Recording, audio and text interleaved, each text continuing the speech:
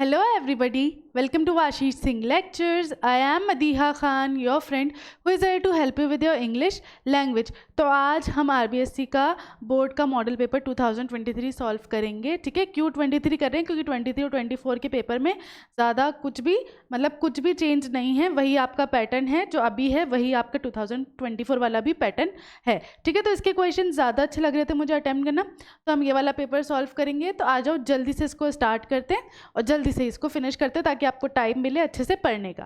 ठीक है, तो आपका 3 आवर 15 मिनट्स का पेपर होता है. 80 मार्क्स का मैक्सिमम पेपर होता है आपका. ठीक है, पहले आपको क्या करना है, अपना रोल नंबर लिखना है क्वेश्चन पेपर पर. सबसे पहले ये काम करना है, सारे क्वेश्चंस कंपलसरी है जब तक आपको चॉइसेस ना दी हो या क्वेश्चन में बोला ना गया हो कि 2 में से 3, 3 में से, है ना, 3 में से 2 या 4 में से 3 करने हैं. ठीक है, सारे क्वेश्चन आपको आंसर बुक में लिखने हैं. ठीक है, जिस क्वेश्चन के भी एक से ज़्यादा पार्ट है वो कंटिन्यूटी में लिखना है आपको. ठीक है, सबके आपको सेक्शन के इंस्ट्रक्शंस दिए हुए हैं. ठीक है, और जितना आपको वर्ड लिमिट दी गई है उससे ज़्यादा आपको काम नहीं करना है. तो ये हो गया आपके जनरल इंस्ट्रक्शंस. आप देखो, आपका फर्स्ट सेक्शन होता है रीडिंग सेक्शन. रीडिंग सेक्शन होता है आपका अनसीन कॉम्प्रीहेंशन वाला. ठीक है, छोटे छोटे 1-1 मार्क के क्वेश्चन एंड आंसर्स होते हैं. आपने क्या करना है, अच्छे से पढ़ना है. देखो, छोटा सा ही पैसेज है. In these days it is not unusual to see people listening to music or using their electric gadgets while crossing busy roads or traveling on public transports regardless of the risk involved. ठीक है, तो यहाँ पे क्या बोला गया है कि आज के टाइम में कोई सरप्राइज वाली बात नहीं है, है ना. इट इज़ नॉट अनयूजुअल कि मतलब कोई शौक नहीं लगता देखकर कि लोग जो है वो रोड क्रॉस कर रहे हैं या कहीं भी मेन रोड पे कहीं भी जा रहे हैं, है ना, और क्या कर रहे हैं, ईयरफोन्स लगे हुए हैं, गाने सुन रहे हैं आराम से, बिना मतलब केयरलेस जा रहे हैं. ये भी नहीं ध्यान रख रहे कि भाई कितना ज़्यादा रिस्क है कि सामने से अगर कोई गाड़ी आ गई, टकरा गई तो क्या होगा. I have often wondered why they take such risk.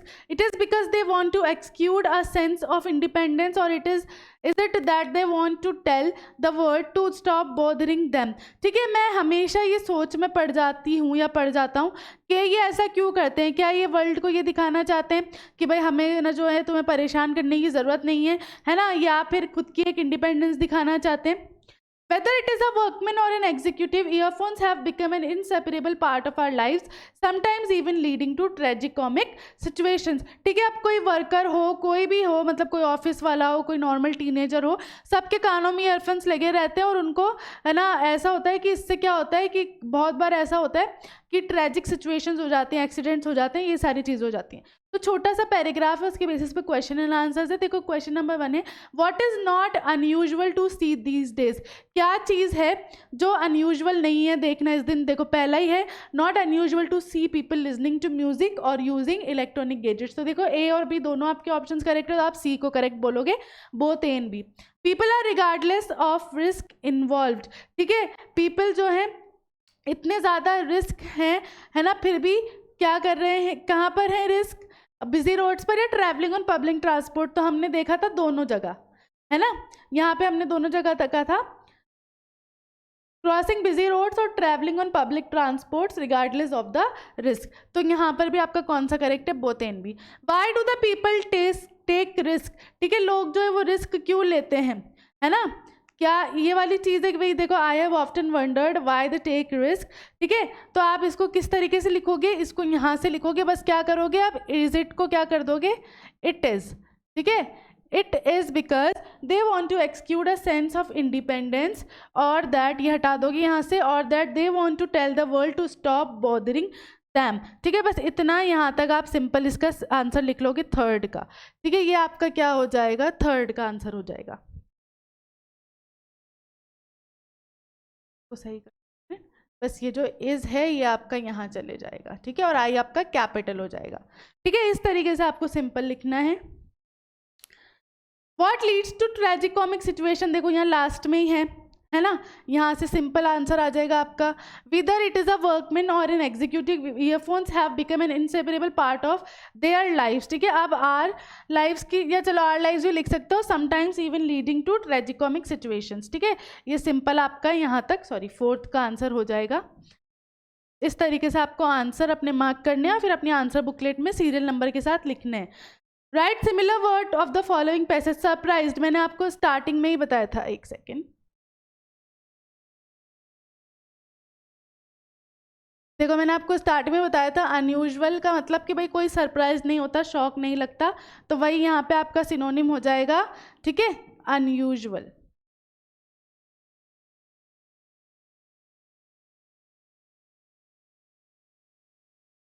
Right opposite word of the following from the passage. Hot का क्या हो जाएगा? कूल।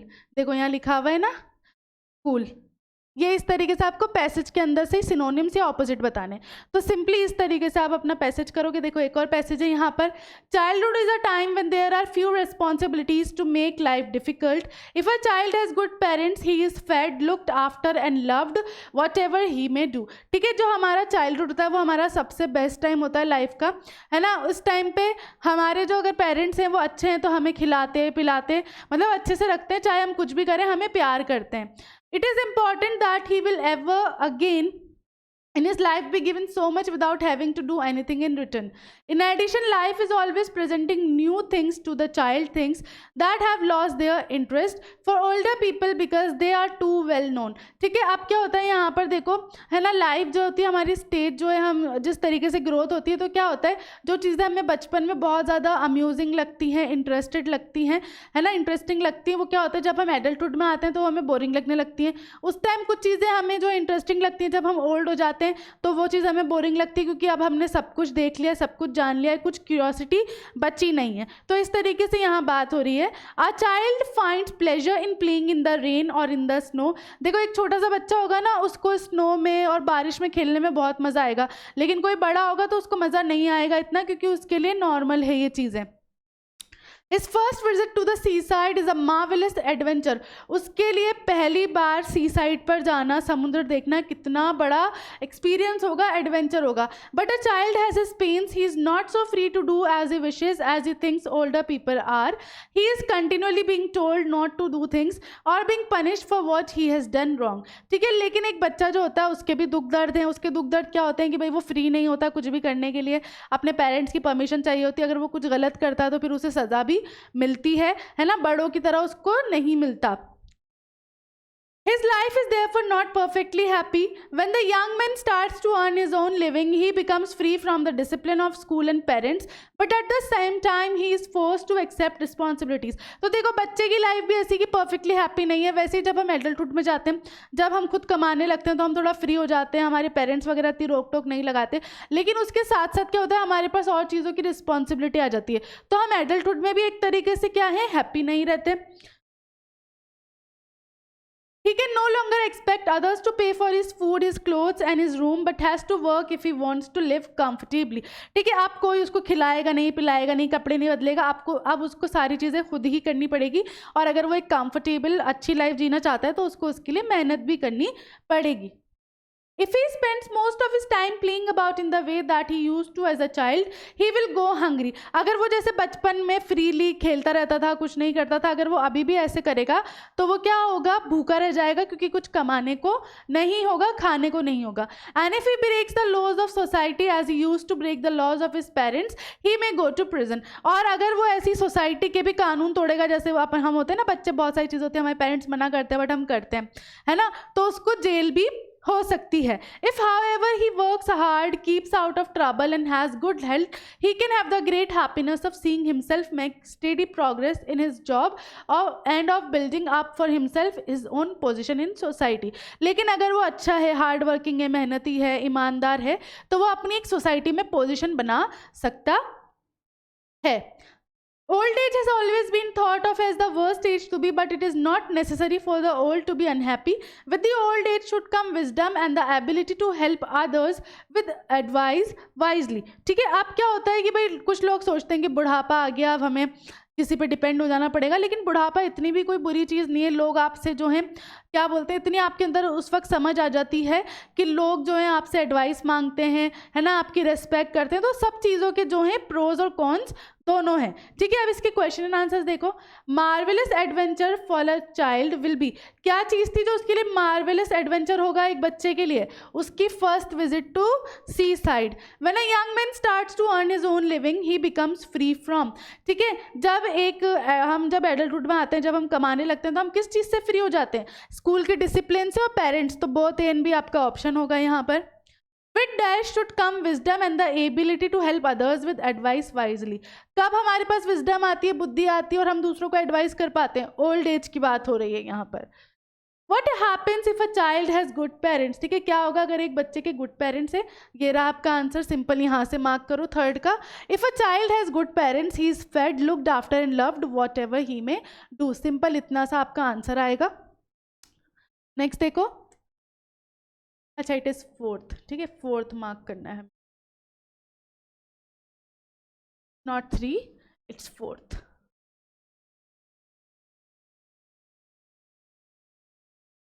चलो फिफ्थ देखो.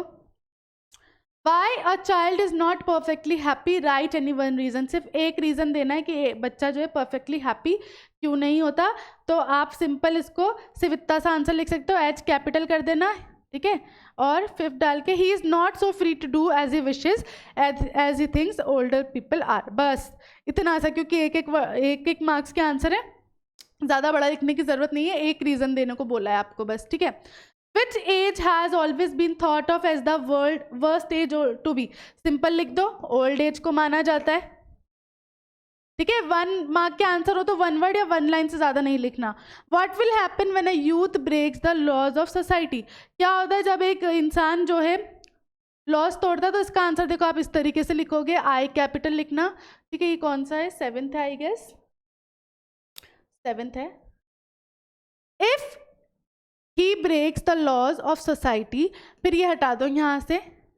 ठीक है, यहाँ से ये पूरा हटा दो. ही मे गो टू प्रिजन. सिंपल इस तरीके से आपका 7th का आंसर आप लिखोगे. जितना पूछा गया उतना लिखोगे, क्योंकि एक एक मार्क के हैं. Right similar word of the following from the passage. Amazing. Amazing के लिए हम क्या लिख सकते हैं? मार्वेलस, है ना. एडवेंचर कैसा होगा बच्चे के लिए? बहुत अमेजिंग. तो आप इसका सीधा सीधा सिनोनिम समानार्थी लिख सकते हो, मार्वेलस. ठीक है, ऑपोजिट लिखना है आपको इसका, इंसैनिटी का. इंसैनिटी पागलपन, कुछ नहीं पता होना, तो इसका क्या हो जाएगा? विजडम, समझदारी या बुद्धि. ठीक है, इस तरीके से आपको सिंपल अपना पैसेज को करना है.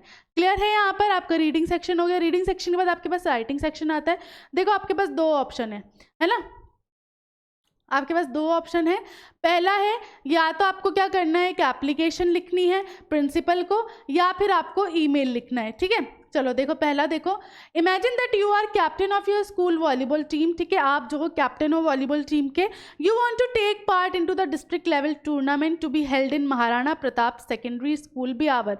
आप जो है डिस्ट्रिक्ट लेवल पे पार्टिसिपेट करना चाहते हो अपनी टीम के साथ. ठीक है, आपके स्कूल का नाम दिया हुआ है आपको.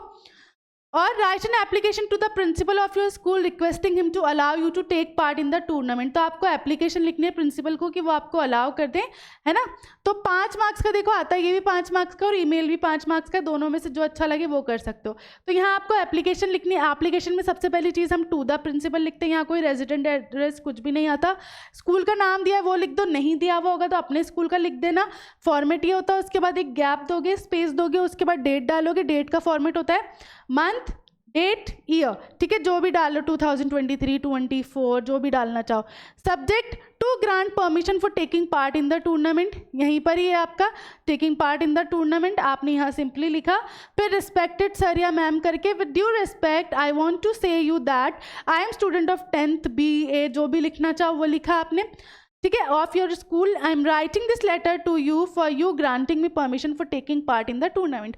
आपने ये वाली लाइन जो है यहाँ डाल दी. बस याद रखना, यहाँ जब डालोगे तो वर्ब की कौन सी फॉर्म यूज़ कर रहे हो यहाँ पर? 4th फॉर्म, जेरेंड वाली, क्योंकि आप उनसे परमिशन मांग रहे हो. ठीक है. On the day of selection of students for tournament I was absent for some reasons. ठीक है, अब आपने यहाँ पे रीज़न दिया कि भाई अब जब टूर्नामेंट के लिए सिलेक्शन हो रहा था स्टूडेंट्स का तो मैं एबसेंट था उस दिन, and that is why I was left out, और इसलिए मेरा सिलेक्शन नहीं हुआ.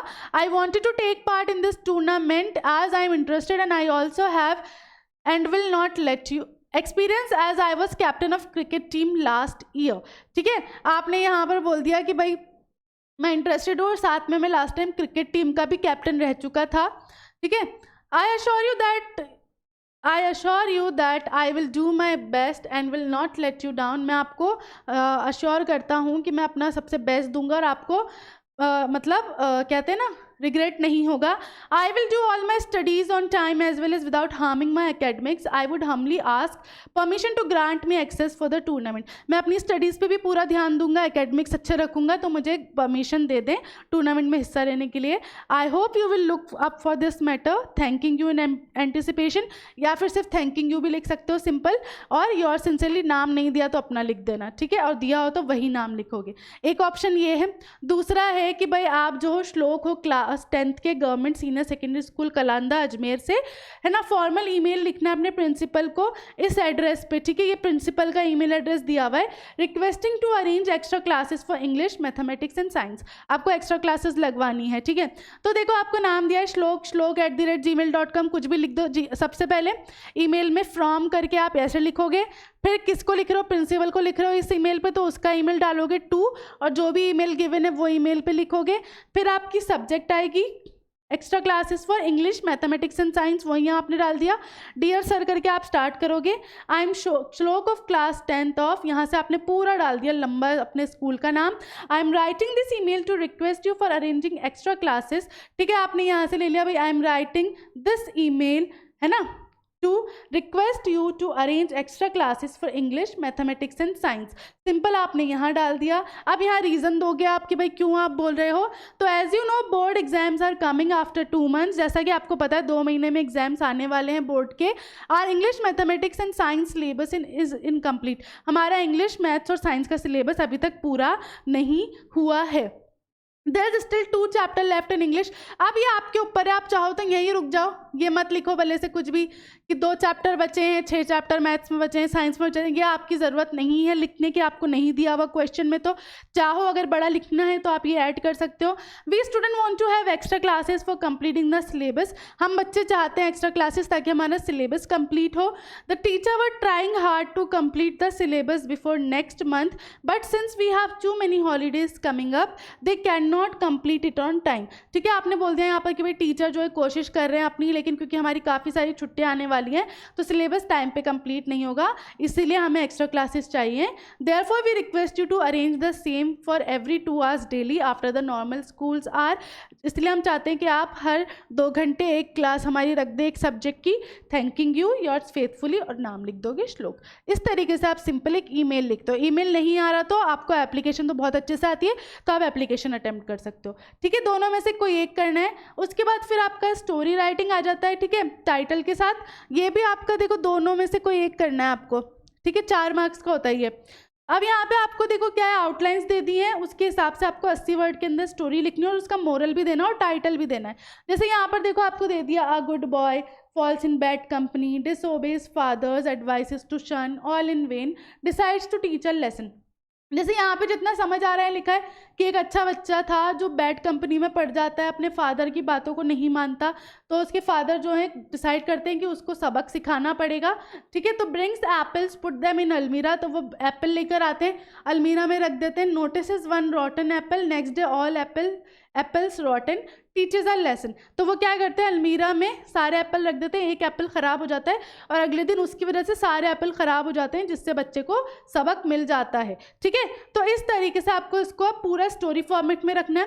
तो आपने देखा कि यहाँ पे क्या हुआ, एक रॉटन एप्पल ने सारे एप्पल्स को ख़राब कर दिया, तो आपने टाइटल दे दिया a rotten apple spoils the good ones. ठीक है, एक ख़राब एप्पल ने बाकी सारे अच्छे एप्पल्स को भी खराब कर दिया. अब यहाँ पे आपने लिखना शुरू करा. अब यहाँ कोई नाम नहीं दिया, आपने अपने हिसाब से कोई भी नाम दे दिया. Sunny was a sincere, punctual, studious and obedient student, क्योंकि एक अच्छा बच्चा था तो आपने उसकी क्वालिटीज़ दे दी कि भाई अच्छा, सिंसियर बच्चा, पढ़ने वाला, सबकी बातें मानने वाला, आज्ञाकारी बच्चा था. His parents were proud of him, उसके पेरेंट्स को उस पर काफ़ी गर्व होता था. He showed brilliant performance in the matriculation examination. ठीक है, उसने काफ़ी अच्छे परफॉर्मेंस भी दिखाया था अपने examination. He was admitted in a renowned college at his town, फिर उसका जो है कॉलेज में एडमिशन हो गया. Within some weeks of attending college he came in contact with some bad boys who had the habits of smoking, drinking, fighting and using foul languages. लेकिन कुछ हफ्तों में क्या हुआ, वहाँ कॉलेज के कुछ ख़राब स्टूडेंट से उसकी कंपनी बन गई, उसकी फ्रेंडशिप हो गई, जो क्या करते थे, सिगरेट्स भी पीते थे, गंदी लैंग्वेज में बात करते थे, लड़ाइयाँ करते थे. Sunny began to accompany them and follow their life of freedom. Sunny भी उनके जैसा हो गया. His marks in the examination began deteriorating, उसके मार्क्स भी कम होने लग गए. His father noticed this and grew tense. उसके फादर ने ये चीज़ नोटिस की और वो परेशान होने लग गए, ठीक है. He identified the reason and wanted to teach his son through examples rather than words. अब देखो हम क्या होता है, अगर हम सिर्फ बोलते हैं ना तो बच्चे सोचते हैं हाँ लेक्चर दे रहे पेरेंट्स है ना, लेक्चर दे रहे टीचर्स. इससे बेटर है कि उनको एक पूरा एक्सपेरिमेंट, एक अच्छा एग्जाम्पल दे के समझाया जाए.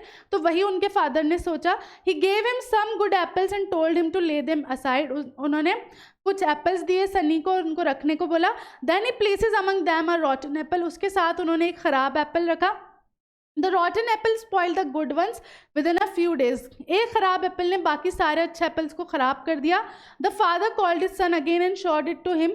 फादर जो है वो अपने बच्चे को बुलाते हैं और उसको दिखाते हैं सब. Sunny understood the underline message. Sunny को उसके पीछे का मैसेज समझ आ गया.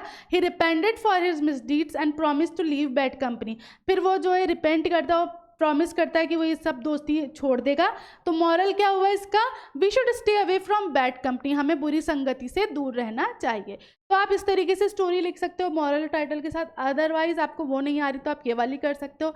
एक थीफ था, पकड़ा गया, किंग के सामने लाया गया. किंग ने ऑर्डर दिया कि उसको फांसी पे लगाएंगे, ठीक है. जो चालाक थीफ था उसने एक सीक्रेट बोला है ना गोल्डन फ्रूट्स का. किंग को इंटरेस्ट आया. Thief prepares small pellets of gold, tells the king sown by one never stolen anything. तो वो क्या कहता है कि भाई ना ये जो पैलेट्स हैं ये सिर्फ वही बंदा जो है इसमें डाल सकता है, जो भी मतलब मिट्टी है उसमें दबा सकता है, जिसने कभी कोई चोरी नहीं की. तो काफ़ी ना इससे क्या होता है वो अपनी जान बचा लेता. तो चोर कैसा था, काफ़ी चालाक था. तो टाइटल के डाल दिया हमने clever thief. Once there was a thief and he was very clever. ठीक है, एक चोर था जो काफ़ी चालाक था. Once the thief was caught, फिर वो पकड़ा गया. He was brought before the king. उसको किंग के सामने लाया गया. The king ordered him to be hanged. King ने ऑर्डर दिया कि भाई इसको जो है फांसी होगी. The thief said to the king that he knew a secret. तो thief जो है वो किंग को क्या कहता है कि भाई उसे एक सीक्रेट पता है. He could grow a tree. वो एक पेड़ उगा सकता है with golden fruits, जिसमें सोने के या गोल्डन फ्रूट्स आते हैं. किंग को इंटरेस्ट आया.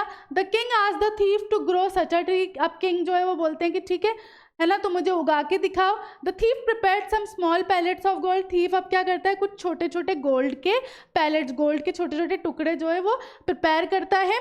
ही told the king that these should be sown by a person who had never stolen anything. फिर वो किंग को कहता है कि भाई ये जो है ना ये कोई ऐसा बंदा ही बो सकता है जिसने कभी कोई चोरी नहीं की हो. ठीक है, तो कोई भी सामने नहीं आता. The king thought that everyone had stolen something in his life, so he ordered to set the thief free. फिर किंग को रियलाइज होता है कि सबने कोई ना कोई चोरी अपनी लाइफ में की होती है और इस तरीके से जो क्लेवर थीफ होता है उसकी जान बच जाती है. ठीक है, तो यहाँ पर आपका मोरल क्या हो गया, विजडम सेव्ड लाइफ. ठीक है, बुद्धिमानी ने, समझदारी ने जान बचा ली. ठीक है, तो बुद्धिमान होना ज़रूरी है. इस तरीके से आपको सिंपली क्या करना है, दोनों में से कोई एक स्टोरी को अटेम्प्ट करना है, जो भी आपको ऊपर लिखा हुआ है उसको ध्यान में रखकर. ठीक है, समझ आ गया. चलो अब नेक्स्ट आपको पैराग्राफ लिखना है इसकी मदद से. 4 मार्क्स का है. इसमें आपको क्या क्या दिख रहा है उस हिसाब से, जैसे कोविड की वैक्सीन है ये ना, कोविड की वैक्सीन है तो इसके क्या क्या फ़ायदे हैं, क्या है क्या नहीं, वो सब लिखना है. तो जैसे आपने यहाँ देखो एक पैराग्राफ लिख दिया, vaccine train our immune system to recognise the targeted virus and create antibodies to fight off the disease without getting the disease itself. देखो वैक्सीनेशन क्या होता है, वैक्सीनेशन होता है हमारी इम्यून सिस्टम को क्या करना, ये दिखाना कि हाँ ये वाला जो डिजीज़ है इससे हमारे वाइट ब्लड सेल्स वगैरह जो है वो लड़ सकते हैं. मतलब क्या होती है, मेमोरी क्रिएट हो जाती है. ठीक है, after vaccination the body is ready to fight the virus if it is later expose to it. फिर क्या होता है, अगर हमें अगर ये चीज़ हो जाती है, कोई भी वायरस आ जाता है हमारी बॉडी में, तो अब हमारी जो बॉडी होती है वो रेडी होती है इसके अगेंस्ट फाइट करने के लिए और हमें बीमार होने से बचा लेती है. Most people who are infected with SARS-CoV-2, मतलब कोविड की बात हो रही है यहाँ पर, the virus that causes COVID-19 develop an immune response with in the first few weeks. ठीक है, आप जिन जिन लोगों ने वैक्सीनेशन करा ली थी और जिनको ये भी हुआ था, अब उनकी क्या हुई, इम्यूनिटी बन गई इससे कुछ हफ्तों में. But we are still learning how strong and lasting that immune responses. लेकिन अभी भी हमें पूरी नॉलेज नहीं है, अभी भी हम इसके बारे में जानने की कोशिश कर रहे हैं कि इसका रिस्पॉन्स कितना लॉन्ग लास्टिंग है. And how it varies between different people, और अलग अलग लोगों पर इसका क्या रिस्पॉन्स है। Vaccines are a critical tool in the battle against covid and getting vaccinated is one of the best ways to protect your self and others from कोविड-19। इस तरीके से आप सिंपल पैराग्राफ लिख सकते हो, ठीक है। अगर ये नहीं करना तो आपको पैराग्राफ लिखना है माय फेवरेट टीचर पर, ठीक है। 80 वर्ड्स के अंदर तो हमें सबको पता है यहाँ पर सबके फेवरेट टीचर कौन है, आशीष सर हैं, तो हम उसी पे पैराग्राफ लिख देते हैं भाई। Ashish sir is my favourite teacher, he teaches us chemistry and physics भी लिख सकते हो आप, ठीक है। तो आशीष सर जो है वो मेरे फेवरेट टीचर है, वो हमें केमिस्ट्री फिजिक्स पढ़ाते हैं।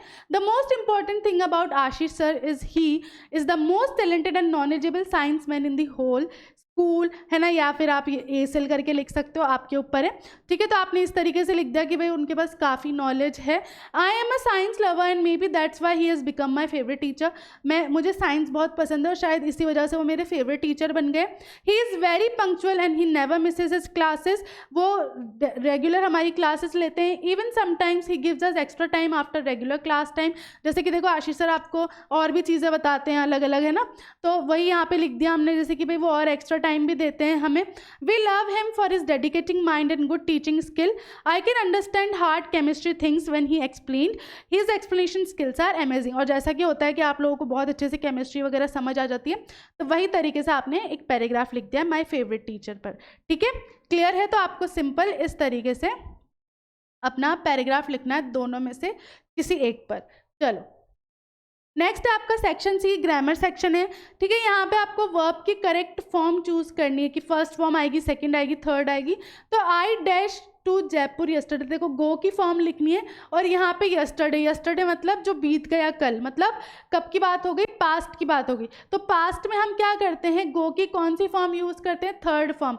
गो की थर्ड फॉर्म कौन सी होती है, वेंट, ठीक है। तो यहाँ पर कौन सा आएगा, went. I went to Jaipur yesterday.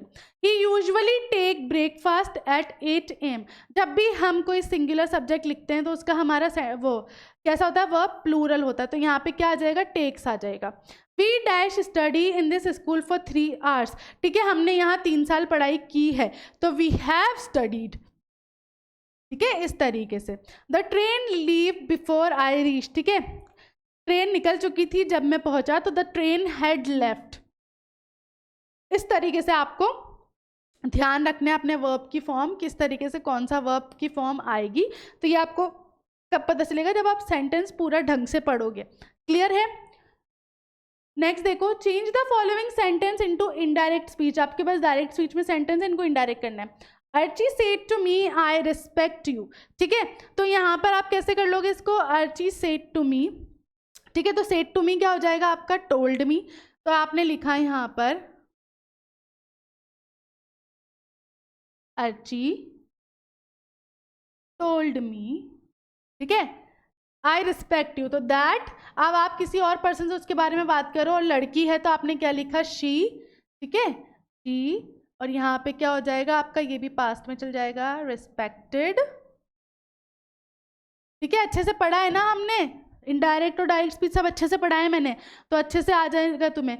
Sid said to me do you learn English, ठीक है। तो यहाँ पे देखो सिड उससे पूछ रहा है, तो सिड आस्क्ड मी, क्योंकि यहाँ पे भी पास्ट टेंस ही चल रहा है, तो सिड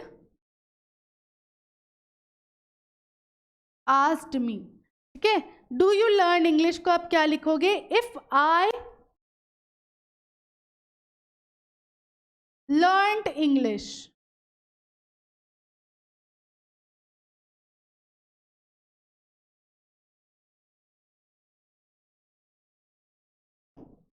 सिंपल। इस तरीके से आपको क्या करना है, indirect to direct to indirect करना है, ठीक है। अब यहाँ पे क्या करना है, करेक्ट वर्ब एग्रीमेंट यूज करके सब्जेक्ट यूज करना है। Teacher along with all students dash going on a picnic. तो देखो यहाँ पर हम टीचर की बात करें और एक सिंगल टीचर की बात करें, जब भी हम किसी सिंगल पर्सन की बात करते हैं तो हम क्या यूज करते हैं, इज यूज करते हैं। तो यहाँ पर क्या आ जाएगा, इज, ठीक है। कंफ्यूज मत हो रहे हैं, टीचर और स्टूडेंट्स है बहुत सारे, लेकिन हम यहाँ पर टीचर की बात कर रहे हैं कि टीचर और भी स्टूडेंट्स के साथ पिकनिक पर जा रहा है या जा रही है, इसलिए इज लगाएंगे। द पुअर डैश ऑनेस्ट, ठीक है। यहाँ पे देखो कोई एक पर्सन की बात नहीं है, यहाँ बात हुई है गरीब की, गरीब में बहुत सारे लोग आ सकते हैं, ठीक है। तो यहाँ क्या हो जाएगा, are. The poor are honest, ठीक है, गरीब जो होते हैं वो ईमानदार है, ठीक है। इस तरीके से सिंपली आपको करना है।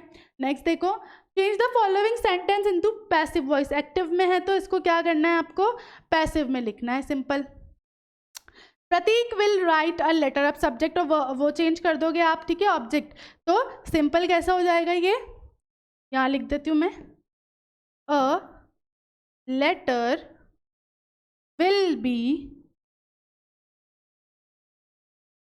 रिटन, ठीक है, बाय प्रतीक, और पी कैपिटली लिखना, ठीक है, क्योंकि सब्जेक्ट है वो प्रतीक। इस तरीके से आपका पैसिव वॉइस में कन्वर्ट हो जाएगा। प्लीज ओपन योर बुक, ठीक है, अपनी बुक ओपन करनी है तो इसका क्या हो जाएगा, प्लीज बोल रहे हो तो आप मतलब रिक्वेस्ट कर रहे हो, तो यू आर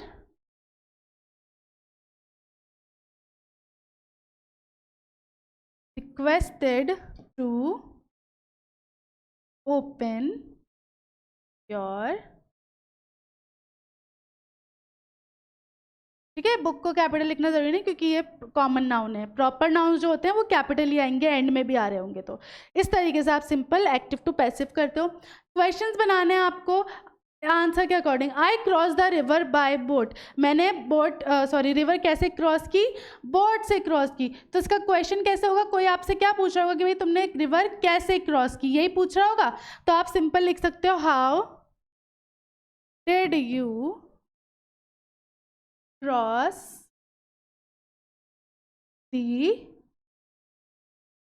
रिवर, और यहाँ पे क्वेश्चन मार्क आ जाएगा, ठीक है, how did you cross the river, ठीक है। अब नेक्स्ट है आपको क्या करना है, क्वेश्चन टैग लगाना है बस इसके आगे, Mohan will go to school, तो देखो यहाँ अफर्मेटिव है आपका आगे, जब भी अफर्मेटिव होता है आपका स्टेटमेंट तो आपका क्वेश्चन टैग कैसा आता है, नेगेटिव आता है, और यहाँ पे विल लिखा है ना, तो हम क्या लगाएंगे, वॉन्ट, कॉमा लगाना मत भूलना, वॉन्ट, और क्योंकि मोहन लड़का है तो ही, है ना, तो वॉन्ट ही, बस इस तरीके से सिंपली आपको क्या करना है, ध्यान देना है और आपका काम इजीली हो जाएगा। समझ आ गया, चलो अब लास्ट सेक्शन आता है आपका लिटरेचर सेक्शन। देखो आपका सबसे पहले है ना पैसेज है, इसके बेसिस पे क्वेश्चन एंड आंसर्स हैं।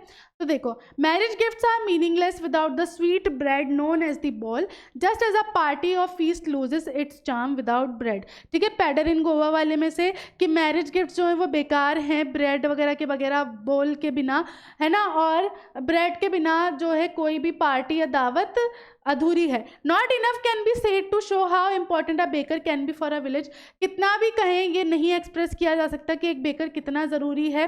The lady of the house must prepare sandwiches on the occasion of her daughter's engagement, जो घर की लेडी होती हैं वो अगर उनकी बेटी की इंगेजमेंट होती है तो उन्हें सैंडविचेस बनाने ही बनाने। केक्स एंड बॉलिनहाज are a must for Christmas as well as other festivals, cakes और बॉलिनहाज जो है वो क्रिसमस के लिए और दूसरे और भी त्योहारों के लिए बहुत ज़्यादा ज़रूरी है। Thus the presence of the baker's furnace in the village is absolutely essential, इसीलिए एक बेकर की भट्टी वहाँ विलेज में होना बहुत ज़्यादा इम्पॉर्टेंट है। The baker or bread seller of those had a peculiar dress known as the कबाई, ठीक है, अब जो वहाँ के ब्रेड सेलर होते हैं उनकी एक ड्रेस है ना, अजीब सी, जिसका नाम क्या है, कबाई। It was a single piece long frock reaching down the knees, एक पूरा सिंगल पीस में फ्रॉक होता है जो घुटनों के नीचे तक आता है। In our childhood we saw bakers wearing a shirt and a trouser which were shorter than full length once and longer than half pants, ठीक है, तो जब हम छोटे थे उस टाइम पैडर के कपड़े कैसे होते थे, ऐसा ट्राउज़र है ना जो हाफ पैंट से लंबा और फुल पैंट से छोटा होता था, इस तरीके का, ठीक है। तो इसके बेसिस पे क्वेश्चन है, sweet bread is known as, sweet bread क्या कहलाती है, बोल, तो यहाँ लिख दो बोल। घर का कौन सा मेंबर जो है वो सैंडविचेस प्रिपेयर करता है, lady of the house. What is must for Christmas, क्या चीज़ ज़रूरी है क्रिसमस के लिए, देखो एक एक मार्क का है तो आपको सब लिखने की ज़रूरत नहीं है, सिर्फ सिंपल लिख देना केक्स एंड बॉलिनहाज, ठीक है, थर्ड लिख दो इसको, केक्स एंड बॉलिनहाज, और चाहो तो पूरा लिख दो, केक्स एंड बॉलिनहाज are must for Christmas as well as for other festivals, ठीक है। व्हाट इज कबाई, कबाई क्या होता है, तो आप कैसे लिखोगे, देखो यहाँ पर इट वॉज आया तो आप इसको क्या लिखोगे, यहाँ से ले लो कबाई, ये हटा दो वॉज, है ना, इज, यहाँ से आ जाएगा आपका आंसर फोर्थ का, कबाई is a single piece long frock reaching down to the knees, ठीक है, ये यहाँ तक आपका सिंपल आपको आंसर लिखना है, और इसके आगे चाहो तो आप ये चीज़ ऐड कर दो, ठीक है। देखो मैं यहाँ लिख रही हूँ इसके आगे वॉन्ट बाय दी पैडर, ठीक है, वॉन बाय दी पैडर। इस तरीके से आपका पूरा क्या होगा,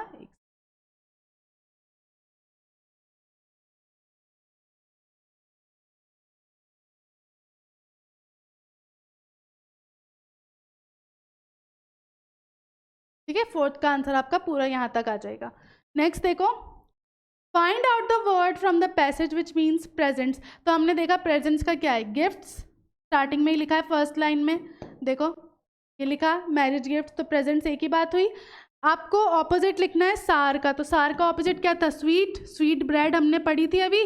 तो बस इस तरीके से सिंपली आपको पैसेजेस करने, ठीक है। नेक्स्ट देखो, अगर वो नहीं करना तो आपके पास दूसरा ऑप्शन है ये वाला, आप ये भी कर सकते हो। The moon was coming up in the east behind me and stars were shining in the clear sky above मी, ठीक है। जो मून है वो ईस्ट से निकल रहा था और स्टार्स जो है वो शाइन कर रहे थे स्काई में मेरे ऊपर, अबव मी मतलब स्काई में। There wasn't a cloud in the sky above me, कोई क्लाउड नहीं था, बिल्कुल साफ था आसमान। There was not a cloud in the sky, I was happy to be alone high up above the sleeping countryside, flying my old Dakota airplane over France back to England, ठीक है। मैं काफ़ी खुश था कि मैं जो है अपने घर जा रहा था। I was dreaming of my holiday and looking forward to being with my family, मैं अपनी जो छुट्टियां थी उसके सपने देख रहा था, और क्या देख रहा था, अपनी फैमिली से मिलने की देख रहा था। आई looked at my watch 1:30 in the morning, मैंने अपनी घड़ी में टाइम देखा, 1:30 हो रहे थे सुबह के।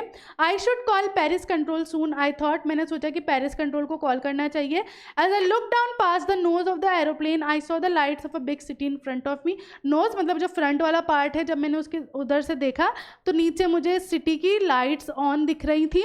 आई switched on the radio and said Paris control Dakota DS088 here, can you hear me, I am on my way to England over, ठीक है। इस तरीके का पैसेज है आपका फर्स्ट फ्लाइट वाले चैप्टर में से, जो ब्लैक एरोप्लेन वाला है उसमें से। The moon was coming up in the, कहाँ से आ रहा था मून, ईस्ट से। The stars were shining in the, stars कहाँ शाइन कर रहे थे, ऑब्वियसली स्काई में शाइन कर रहे थे, ठीक है। तो अब यहाँ पे देखो आपका why was the writer happy, writer खुश क्यों था, है ना, ये इसका आंसर आपको लिखना है। तो राइटर क्यों खुश था, इसका आंसर देखो मैं लिखवा रही हूँ आपको यहाँ पर, ठीक है। थर्ड का, the writer was happy to see his family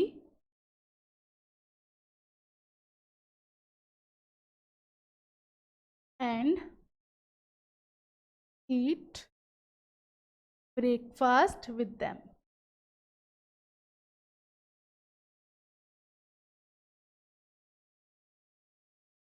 ठीक है, इसलिए हैप्पी था वो, तो इस तरीके से लिख दोगे अपना आंसर, ठीक है। नेक्स्ट क्या है, what was the writer flying, writer क्या उड़ा रहे थे, तो आप यहाँ पे ये वाला लिखोगे, इसका आंसर ये आएगा, ठीक है।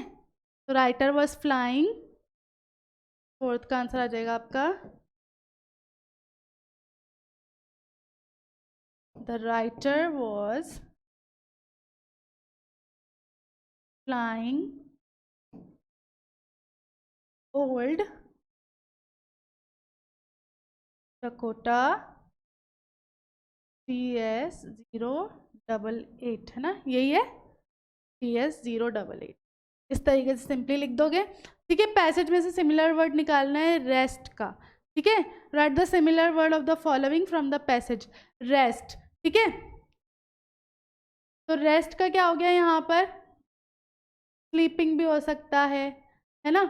और देखो क्या है, I am looking forward to being with my family, I looked at my watch, I looked down past the nose of the airplane. I saw lights of the big city. I switched on the radio and said, Paris control here. Can you hear me? I am on my way to England.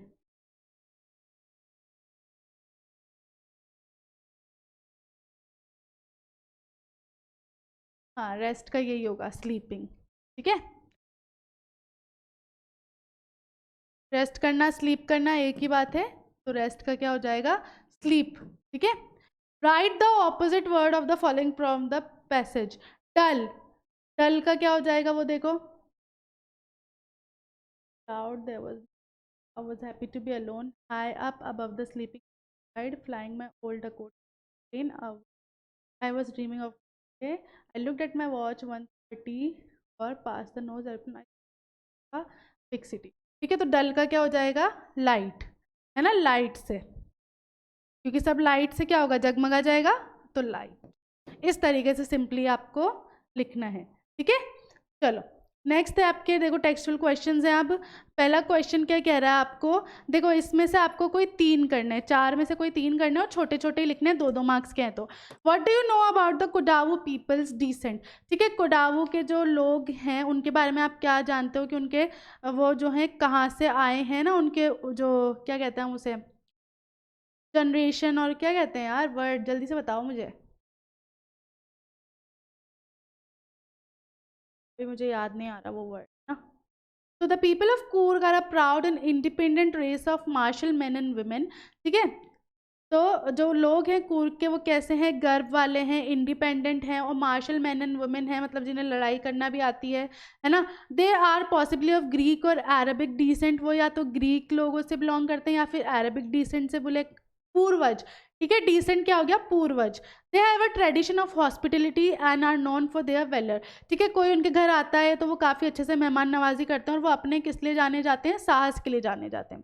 ठीक है, what do you think about the danger of an unusual pet at home. Mijbil the otter से एक question कि भाई है ना, अगर एक ऐसा पेट जो नॉर्मल नहीं है घर में रखने के लिए, उसके बारे में आप क्या सोचते हो। तो I would think about the bad impacts of an unusual pet at home, it might be a great risk for all the family member. देखो आप ऑब्वियसली कोई ऐसा पेट जो जंगली है, हो सकता है नहीं टेम हो आपसे, तो काफ़ी ज़्यादा रिस्क है फैमिली के लिए। What is twin obligations according to Mandela. ठीक है, कौन सी ऐसी ट्विन ऑब्लिगेशंस है जो मंडेला ने बताई थी, है ना। तो Mandela mentions that every man has 2 obligations, एक इंसान की 2 रिस्पॉन्सिबिलिटीज़ है। The first is towards his family, parents, wife and children. पहली रिस्पॉन्सिबिलिटी है उसकी उसके फैमिली को लेकर, माँ बाप को लेकर, वाइफ को लेकर, बच्चों को लेकर। सेकंड रिस्पॉन्सिबिलिटी है उसकी contribution towards fellow people, his community and his country, अपना योगदान देना, अपनी कम्युनिटी और कंट्री के लिए रिस्पॉन्सिबिलिटी लेना। How did Valli gather the information about the bus journey. Valli को इन्फॉर्मेशन कैसे मिली पूरी बस जर्नी के बारे में। She found out these details by listening carefully to the conversations between her neighbor and the people who regularly use the bus। उसने कैसे पता लगाई थी सारी इन्फॉर्मेशन, लोगों की कॉन्वर्जेशन, बातचीत सुन के और उनसे थोड़े बहुत क्वेश्चन पूछ कर। तो आपको इन चारों में से बस कोई 3 अटैम्प्ट करने और बहुत छोटे छोटे से लिखने हैं, 2-2, 3-3 लाइन के आंसर लिखने, क्योंकि 2 मार्क्स ईच का है आपका। ठीक है, फिर आपको इसमें से कोई एक करना है, अराउंड 80 वर्ड्स का लिखना है, 5 मार्क्स का है तो 80 वर्ड में एटलीस्ट लिखना है। पहला क्वेश्चन है, why does the writer go to Basra, how long does he wait there and why. ठीक है, राइटर जो है वो बासरा क्यों गए थे और उन्होंने वहाँ कितना वेट किया और क्यों। तो he goes to Basra to the consulate general to collect and answer his mail from Europe. वो बासरा क्यों गए थे, कॉन्सुलेट जनरल गए थे अपना मेल कलेक्ट करने। He had to wait there for 5 days for multiple reasons. उन्हें वहाँ 5 दिन इंतजार करना पड़ा और उसके काफ़ी सारे कारण थे। Firstly his mail didn't reach on time, उनका मेल नहीं आया था। Then he tried to make a telephone call, फिर उन्होंने टेलीफोन कॉल करने की सोची। This incident of those days when one had to book an international call 24 hours in advance. ये उस टाइम की बात है जब अगर आपको कोई इंटरनेशनल कॉल करनी है तो आपको 24 घंटे पहले बुकिंग करनी होती थी। The telephone line was not working properly on the first day. पहले दिन टेलीफोन लाइन काम नहीं कर रही थी। Next day it was some public holiday so the exchange was close. Next day public holiday थी तो कॉल नहीं जा पाई। Then there was some other break down. Finally after a torturous wait of 5 days his mail arrive. फिर 5 दिन वहाँ रुकने के बाद उनका मेल आया। ठीक है, तो या तो आप ये वाला कर सकते हो या फिर आपके पास सेकेंड ऑप्शन है, write the character sketch of Wanda. 100 dresses का क्वेश्चन है। ठीक है, तो यहाँ पर आपको क्या करना है, कैरेक्टर स्केच देना है वांडा का। तो Wanda Petronski is a quite socially outcast student who sits at the back of room 13 until she stops coming to school. अच्छा, वैसे ना ये हट चुका है आपका। ठीक है, ये क्वेश्चन, ये जो आपका चैप्टर है ये हट चुका है, तो इसकी जगह आपको और भी क्वेश्चन आ सकते हैं। तो जो मैंने जो प्रीवियस ईयर वाले आपको क्वेश्चंस कराए ना वो आप अच्छे से करके जाना, उसकी जगह इसमें से कोई भी दूसरा क्वेश्चन आ सकता है। ठीक है, तो इसको हम नहीं करते। नेक्स्ट देखो, answer any one of the following question in about 40 words. 40 words के अंदर आपको कोई एक अटेम्प्ट करना है, ठीक है, 3 मार्क्स का है। तो पहला आपके पास है कि कैरेक्टर बताना है आपको जो आपको सबसे अच्छा लगा प्रपोजल में, ठीक है। तो जो आपको अच्छा लगा वो लिख सकते हो। जैसे मुझे नटालिया अच्छी लगी थी तो मैं उसके बारे में बता देती हूँ। Natalia is talkative and short tempered. Natalia काफ़ी बोलती थी और काफ़ी ज़्यादा उसको जल्दी गुस्सा आ जाता था। She is very much concern about her family honour and land as well as her dog Squeezer, ठीक है। नटालिया जो है वो काफ़ी ज़्यादा जो है अपनी फैमिली के सम्मान को लेकर, अपनी ज़मीन जायदाद को लेकर और अपने डॉग स्क्वीज़र को लेकर काफ़ी चिंतित थी। She also argues with Lomov about the ownership of Oxen Meadows and the superiority of her dog. वो काफ़ी ज़्यादा बहस भी करती है लोमोव से कि ऑक्सन मीडोज हमारा है और हमारा डॉग जो है तुम्हारे डॉग से ज़्यादा अच्छा है, सुपीरियर है। Natalia wants to get married and has a high opinion of herself. Natalia जो है वो शादी करना चाहती थी और ख़ुद के बारे में मतलब वो काफ़ी प्राउड फील करती थी, जो ऑब्वियसली हर लड़की को कॉन्फिडेंट फील करना चाहिए अपने अंदर। या तो आप ये वाला अटेम्प्ट कर सकते हो या फिर आपके पास सेकंड ऑप्शन है, what do you think would have been Chubukov's reaction on hearing the reason for which Lomov had come to his house. आपको क्या लगता है चुबुकोव का रिएक्शन क्या होता है ना जब वो ये सुनता कि लोमोव उसके घर क्यों आया है। When Chubukov came to know that the reason of Lomov's coming to their house is to marry Natalia, he was overwhelmed with joy. जैसे ही चुबुकोव को पता चला कि भाई लोमोव जो है वो इसलिए आया है क्योंकि वो नटालिया का हाथ मांगना चाहता था, तो वो काफ़ी ज़्यादा खुश हो गया Chubukov. He embraced and kissed Lomov and told him that he was hoping it for a long time. उसने लोमोव को गले लगाया, उसको किस किया गाल पे और बोला कि मैं काफ़ी टाइम से ये चीज़ करना चाहता था। He told Lomov that he had always loved him as he for his own son.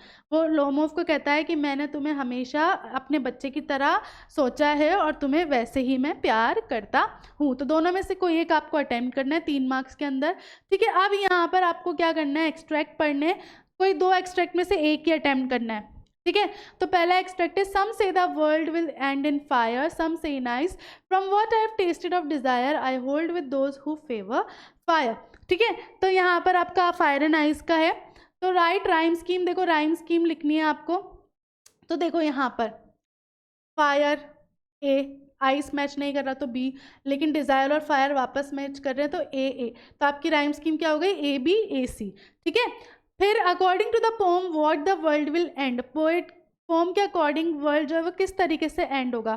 तो Robert Frost poem Fire and Ice express the profound idea that the world would end in either of 2 ways, either by ice or fire. Simple आपको इतना ही लिखना है जितना पूछा गया है कि भाई पोम जो इसका बहुत गहरा, बहुत डीप आइडिया है कि वर्ल्ड जो है वो या तो आइस से ख़त्म होगा या फायर से, आपको और कोई रीज़न देना नहीं है। सिंपल इस तरीके से अपना क्वेश्चन करना है। अगर ये नहीं आ रहे इसमें से आंसर, तो सेकेंड ऑप्शन आपके पास ये, the way a crow Shuk down on me the dust of snow from a hemlock tree.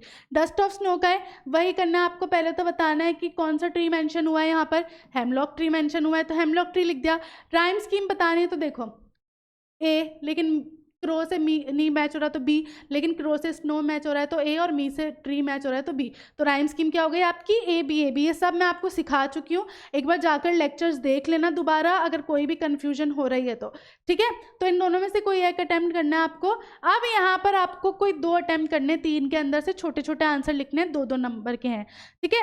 कोई 2 अटैम्प्ट करने, मैं आपको तीनों बता रही हूँ। What are the trees in the poem, the tree, ठीक है। ट्रीज क्या है इस पोम में, तो आपको बताना है the trees by Adrienne Rich is metaphor which compares the trees to women, ठीक है। औरतों से कंपेयर किया गया है यहाँ पर। आइडेंटिटी बतानी है क्रोकोडाइल्स की, how to tell your wild animals में हमने जो पढ़ा था। तो poet ask the readers if they know how to recognise animals when they hunt their prey. तो पोएट जो है वो पूछती हैं है ना पढ़ने वालों से कि क्या आप रिकॉग्नाइज कर सकते हो, पहचान सकते हो एनिमल को जब वो अपना शिकार करते हैं। She further elaborates that crocodile have tears in their eyes when they eat their prey. जैसे कहते हैं ना मगरमच्छ के आंसू झूठे होते हैं, तो ऐसा यहाँ पर इस तरीके से उसको बोला गया है। What does crow symbolise, dust of snow से क्वेश्चन है, क्रो क्या सिम्बोलाइज करता है।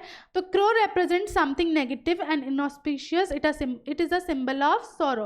तो क्रो क्या रिप्रेजेंट करता है, कुछ नेगेटिव या ऐसा जो अशुभ हो, है ना। और ये किस चीज़ का सिंबल होता है, दुख का। तीनों में से कोई एक अटेम्प्ट करना है आपको। फिर वापस आपके पास 2 ऑप्शन है, उसमें से आपको कोई एक करना है। Griffin was rather a lawless person, explain. ठीक है। ग्रिफिन जो था वो एक कानून तोड़ने वाला इंसान था, इसको एक्सप्लेन करना है।